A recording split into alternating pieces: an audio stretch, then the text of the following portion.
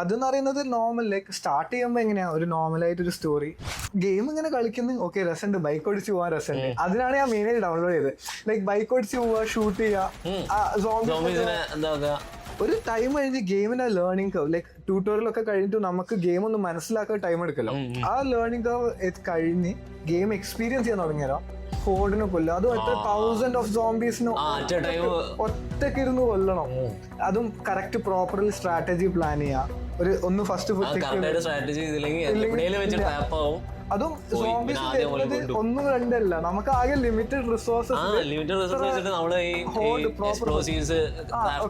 Craft ചെയ്യണം, like traps set ചെയ്യണം, zombies already set ചെയ്ത് വെച്ചിട്ട് അത് കൂടെ റൺ ചെയ്യണം. FPS ഓക്കെ, FPS ആ ലെവലിൽ നിൽക്കുന്നുണ്ട്. 60 പ്രോപ്പർ ആയിട്ട് ആ ലെവലിൽ ചെറുതായിട്ട് വേരിയേഷൻ വരുന്നുണ്ട്.